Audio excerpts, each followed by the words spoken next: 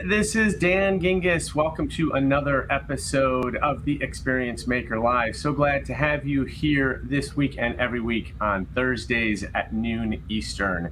Hey, we had quite an amazing launch of the Experience Maker book, How to Create Remarkable Experiences that Your Customers Can't Wait to Share.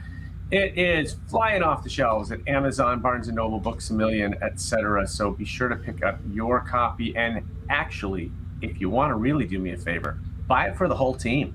Because the best thing about customer experience is when everybody's on the same page, they can all deliver experience together. All right, I am so excited to introduce today's guest today. He really requires no introduction because he calls himself the Retail Geek. His name is Jason Goldberg. Welcome to the show, Jason. Hey, Dan. So good to be here. Thanks for having me. We're very happy to have you here. I know that you have more background than just your prolific nickname, so tell us a little bit about yourself and your background. Yeah, just a retail guy. I'm actually a fourth-generation retailer, kind of grew up in the retailing business, and started my own career at what is now a little bit of a joke, but back then was a fast runner. I ran marketing for Blockbuster Entertainment in the early 90s. Either that or I thought you were going to say AOL, one or the other. Yeah. Well, I couldn't. They turned me down at AOL, so I took the less technically savvy job. But it turns out, like back in the early days, being the only guy with a computer at home was an advantage for a lot of things. So I got to get my hands dirty on the early days of e-commerce before retailers were really doing e-commerce, and people forget, but we sold that business quite successfully. And then a lot of other retailers started reaching out to take advantage of the experience and learnings from Blockbuster. So I got to help Target and Walmart get into the e-commerce game, and Best Buy, and fast forward, I've had this accidental career for 30 years in digital shopper marketing.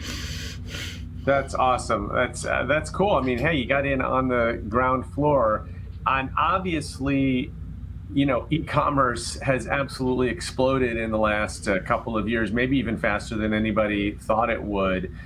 What are you seeing right now? What are the hot trends going on? Yep. Well, obviously the pandemic is a big deal in a few favorable and a bunch of unfavorable ways, of course. But it's really been a big accelerator for this digital transition that we've all been living through anyway, right? So there are categories that got disrupted by digital a long time ago. Like obviously my predecessors at Blockbuster, you know, the video industry became digital quite some time ago. If you were, you know, Circuit City, the consumer electronics industry was pretty disrupted 10 or 15 years ago. Toys R Us 10 years ago. But the bulk of consumer spending is in things like automotive and grocery and restaurants. And people were not buying bananas, hamburgers, and automobiles online before the pandemic, but now they are. So you're helping those very large, less digitally mature industries sort of catch up, and you know, as shoppers get more digital, it changes their expectations. It changes their expectations for customer experience, even when they go back to the store. So not only are we having to invent out-of-home, out-of-store digital experiences for all these categories, but we're having to reinvent the role of the store and the store associate and the in-store experiences as well. Well, and so a couple things to unpack there. I want to start with the in-store experience and then move back into the e-commerce piece. So you mentioned Toys R Us, and Toys R Us to me is such an interesting example and a frustrating example, because the Toys R Us of whatever 2019, whenever it is that they finally went under, and the Toys R Us of my childhood were exactly the same store. They were just products on shelves. And you compare that to something like the Lego store, which has become a destination for kids because there's lots of Legos out and you can play and you can build and you can have fun. I think about a store, there's a little store in downtown Chicago where I live that sells toys and board games. And when I walk into that store, the first thing I notice is the woman behind the counter is basically Amazon's recommendation engine in human form. So she says, oh, you like Settlers of Catan, you'll love this game and you'll love this game, and let me show you this game. And then she probably has less ads than the Amazon version, but yeah. She has less ads, so they're a little more authentic recommendations. But then in the back of the store, they have a game library, so you can check out board games and play them at the tables there, and see, touch and feel them and play them to see if there's something that you want to invest $75 in. They even have singles nights where they invite people to come play board games. And what I love about that versus the Toys R Us example is that this little game store, this little local shop, is doing all the things that Amazon can't do. I mean, at some point, Amazon's wonderful, it's terrific. I'm a proud Prime member, but it does have some limitations as of right now. And so far, they haven't figured out a way how to have singles game night, right? And so I just am curious from your perspective, how do we look at the in-store experience from the lens of, I always look at it from the lens of, I'm in this store because either I couldn't buy it on Amazon or didn't want to buy it on Amazon because I need it right now. Otherwise, what's the point of going into a store? So help me understand, what is the in-store experience supposed to be today? Yeah, well, the answer is very different than what it was supposed to be 5 years ago and 20 and 4,000, right? A couple pieces of good news. First of all, I'm pretty sure Amazon's almost done with the AI to pick your spouse. So they're going to solve the singles night thing for you. So we can put that aside. In the era of Toys R Us was like the epitome of this sort of big box concept, that there were there were all these specialty retailers on Main Street. There was a hardware store that sold 3 hammers, and then Home Depot, was invented and they sold 30 hammers, and that was like greater choice. And there's always been that independent toy store, and then Toys R Us emerged, with a much bigger format and a lot more toys. It turns out not everyone that needs a toy needs the same kind of experience. A bunch of people just need the fastest, easiest way to get the Tickle Me Elmo to put under the tree for their nephew, right? And they don't want a recommendation. They don't want a rich experience. They don't want singles night. They want fast, easy, good price, and availability on that hard-to-get toy exactly when they need it. And then there are other times, maybe even that same person, when they absolutely need the awesome expert recommendation engine, and they need the rich immersive experience to discover something they didn't even know they wanted, right? So in the modern era of retail, it used to be the store had to do all those jobs. And you could argue that at various phases of their evolution, Toys R Us was better or worse at some than others. But today that's all been debundled and decoupled, right? And of course, highly efficient e-commerce sites are generally the fastest, easiest, lowest friction way to fulfill those needs, right? And honestly, that's the bulk of the toy industry. A heck of a lot more people just need fast, easy access to the toy than need help finding a toy. But there still is a significant segment of shopping that need that rich immersive experience, right? And so the one-size-fits-all store that kind of is the jack of all trades, master of none, Toys R Us goes away, and instead we get Amazon at one end of the bifurcation, or Alibaba or Mercado Libre, wherever you happen to live in the world, and you get your cool independent Chicago toy store at the other end of the spectrum. I'm in Manhattan today. There's a great independent toy store and kids activity center called Camp here, and it's maybe a little more scale. I think they're starting to open in 10 cities, but it's that same thing. It's not the place to go if you already know what you need and you just need it fast and easy. But if you want a great experience, if you want to create a memory with your kids, have some activities. And I walked in there this weekend, and Hoda Coffee is there with her daughter, playing on the playground, right? So that there is a need for both, but you have to be really good at something now, because you're likely to only fulfill that one need versus all those needs before. Yeah, it totally makes sense. I mean, one thing that I think is still to this day difficult on Amazon is browsing, because you can search for something, what you're looking for. It used to be that you would use the left-hand navigation on Amazon and be like books, nonfiction books, business books, customer experience. You were the one customer that used that taxonomy. Now we know who it is. Awesome. Yeah, exactly. and that's gone, right? And so browsing is like, I mean, even if you look at their daily deals, there's 50,000 of them. Who's got time to browse through all of that? And I do think that in a physical environment, there still is the kind of walking the aisles and looking at stuff. It's one of the reasons I still like grocery shopping, because I actually like to see the products on the shelves. But one of the things that has come up for me a couple of times that I think is really interesting, and maybe you can explain this dynamic, is how retailers are deciding which products they stock in their stores and which products they only have online. And my fear is that this decision is being made from a cost perspective, not from a customer perspective. Let me explain. I just bought a brand new kitchen sink from a major home improvement retailer. I got the sink, I did curbside pickup, I got the sink installed, and I realized, because it was a stainless steel sink, that I probably should have one of those grids at the bottom to prevent scratches. So I get in the car and I drive back to the home improvement store, except they don't sell the grids. Those are an online only purchase. Now, I got kids, the sink is installed. If the scratches are going to happen, they're going to happen right now. So I don't want to go online to buy this because I need it right now. So how is it decided that a perfectly reasonable accessory for a sink, it's not like I was looking for something completely outlandish, is an online only product, when, again, to me, the whole idea of walking into a store is because I need it now. I wrote about, a couple months ago, I wrote about a similar situation where I was about to do a big live show for a client. I had a brand new DSLR camera, and I had bought the wrong HDMI cord. I bought the mini, and I needed the micro. Who knew that there was a difference between mini and micro?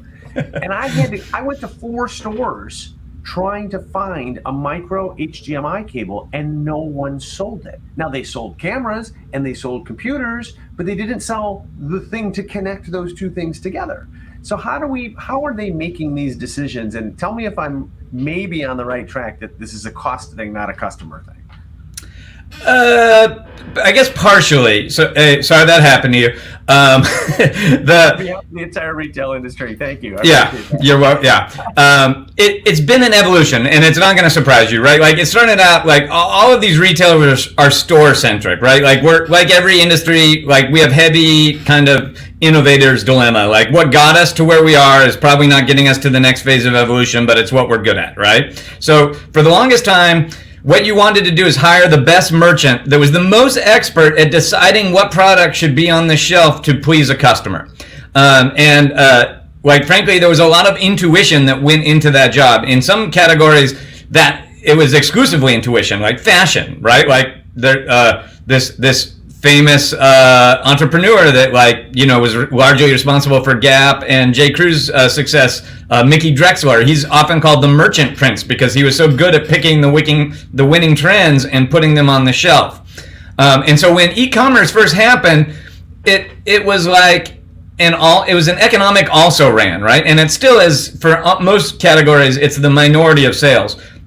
So what you'd do is you'd have the fancy merchant picking what to carry in the store, the sink in your case, and then whatever he didn't have room for, whatever he chose not to sell, you would fill in with this deep online catalog, right? So it's a store-centric view of the earth, and the home improvement store that you went to undoubtedly like is still struggling to transition away from that store-centric view of the world. The guy just didn't have room in the store for the racks, and so like they became online only. The sink is a higher frequency, higher margin product, right? Increasingly, a couple of things are happening. It turns out humans have pros and cons for picking winners and losers, and intuition isn't necessarily the best approach. So increasingly, we're using data instead of intuition to pick those products, in-store and online.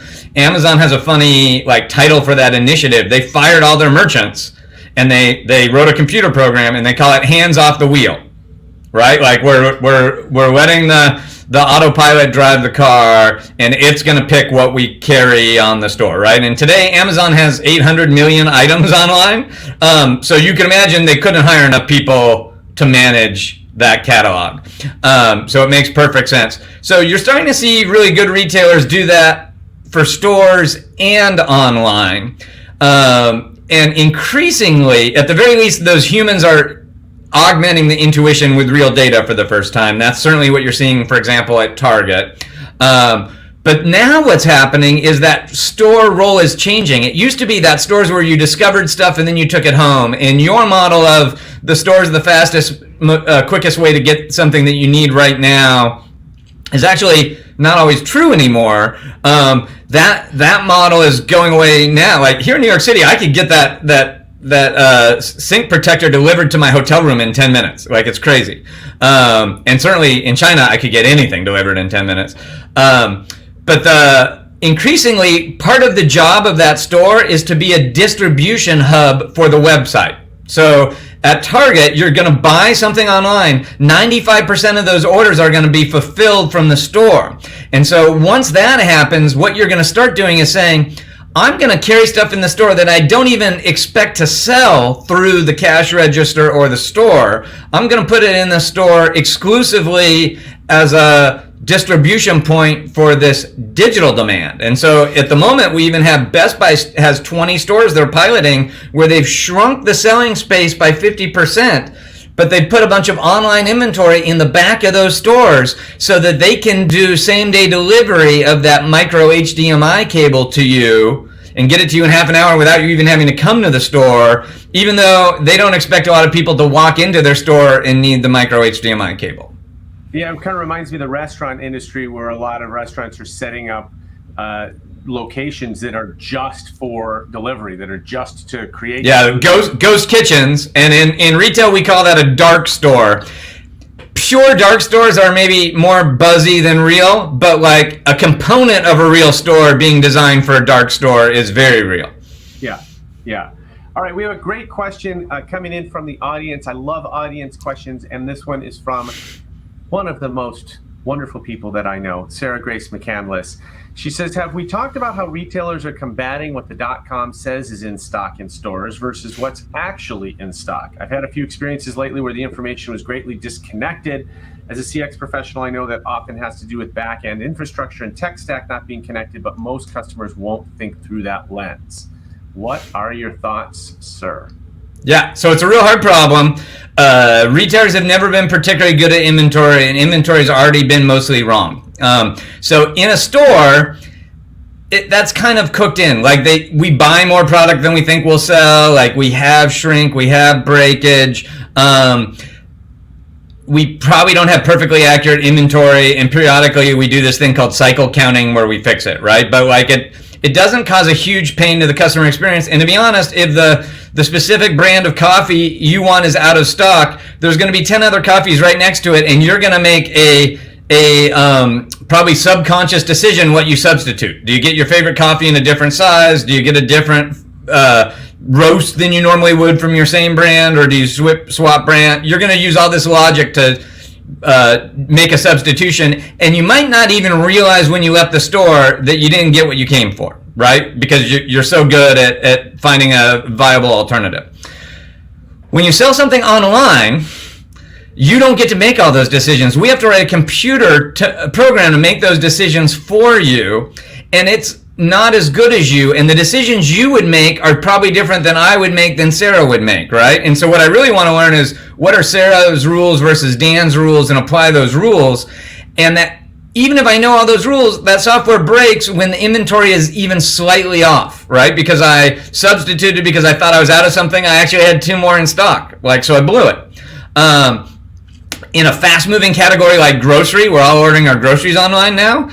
It takes 4 hours to deliver the groceries. If I had perfect inventory when you ordered the groceries, it would not be perfect when the guy went to go pick the bananas off the shelf. And it's not going to shock you. Keeping track of exactly how many bananas I have is way harder than keeping track of how many HDMI cables I have, right?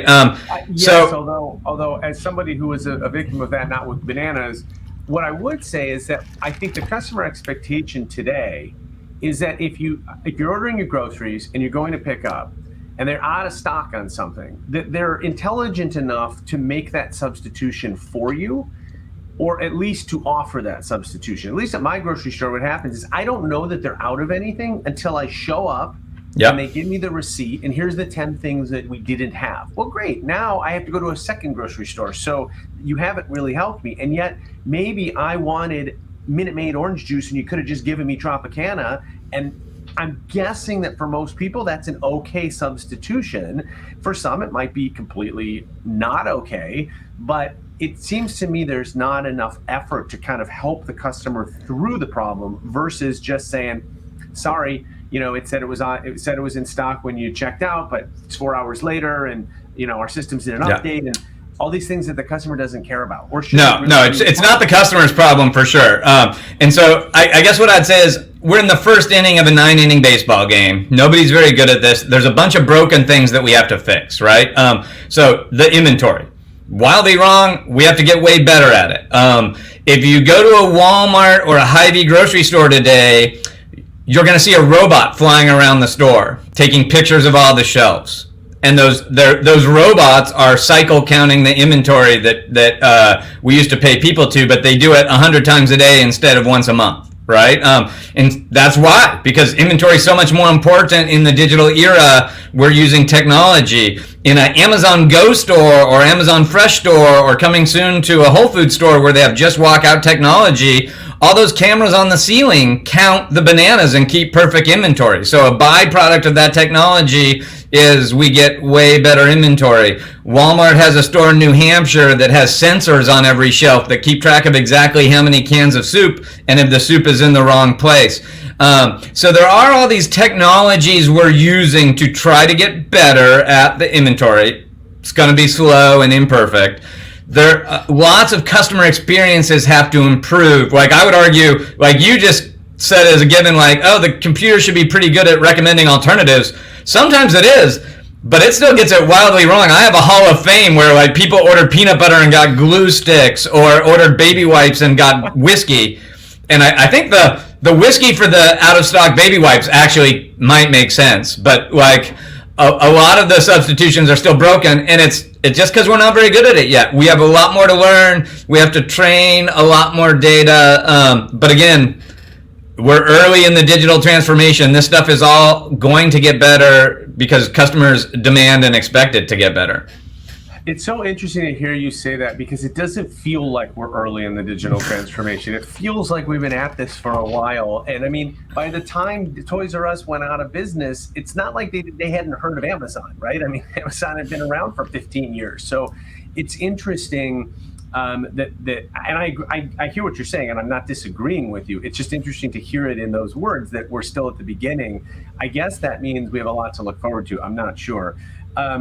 Jesse Be Good, who is watching, has not only worked in a video store, but he also worked at Toys R Us. Jesse, you're picking the wrong industries, man. Hopefully it had nothing to do with you working there. I don't think so. All right, we're running out of time, but I do want to shift into something that has come up lately. In fact, we just highlighted this in an episode of the Experience This podcast. And I've now seen it I saw it in a Wall Street Journal article this week.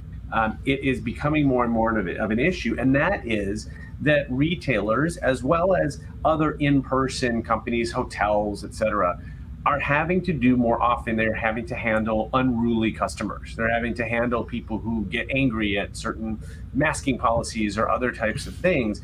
And so they're having to retrain their employees to de-escalate and or to escalate when necessary, right? To call the police or whatever it is. Can you talk about this just as a trend and maybe what retailers can do? I've also started seeing, I was in a Starbucks this morning and I saw a very detailed sign about the expectations of customer behavior in a Starbucks restaurant. I hadn't seen that before. I thought that was kind of interesting. Anything that you've seen that retailers or other organizations can do to think through this and to be better prepared? Yeah, well, it's an industry-wide challenge, and it's a tragedy. I mean, like, retail associates are getting regularly assaulted and in some cases murdered for trying to enforce like a mask policy, or, you know, and that's just crazy. A couple of things, like, per your point, like, we are having to train de-escalation, and to me it follows kind of a similar path in the early days of retail, like sales associates would like get into altercations with shoplifters and thieves, right? And they would try to intercede when someone's stealing stuff. And over time, what we learned is like, we're not paying those kids near enough to put their life in jeopardy to save someone from stealing some dishwasher soap, right? And so, like, every retail associate for any significant size retailer is trained, do not intercede. In fact, we will fire you if you try to intercede. We want you to be sensitive to shrink. We want you to learn for warning signs, and here's what you should do if you see those warning signs. But it's not your job to confront the shoplifter, right? And in the same way, here's how we're going to communicate the rules to customers: no shoes, no shirt, no service. But here's how to recognize the signs that they're not going to comply, and it's not your job to force them to comply. So here's what you should do, right? So we are doing that kind of de-escalation training. It takes a long time. Retail is the largest private employer in the United States of America, so there's a lot of associates. Starbucks is a great example. Like, Starbucks had a well-intentioned but bad experience a number of years ago. Howard Schultz, then the founder, was still in charge, and he decided that people weren't having enough candid conversation about race issues in America. And so he printed an invitation on all the cups that you should start a conversation about race with your barista. And that, like, the spirit behind that, I think, was very ambitious and well-intentioned, but they didn't train all the Starbucks employees like how to moderate that kind of conversation. And as we're learning today, it's really hard, right? And so we are giving employees more training. We're giving them more guide rails. And two other things that are happening that are related to that. Increasingly, I want those store associates to be bigger than the store. I want them to do one-on-one video chats with customers that are picking clothes in their closet, or I want them to go on TikTok and do things. And so it's more important than ever that I give those employees guide rails and let them be good communicators, as opposed to just trying to constrain what they say. And number two, we're just having to hire quality employees and invest more in them. Like, we used to pay minimum wage and we expected 100% turnover a year. That's going away.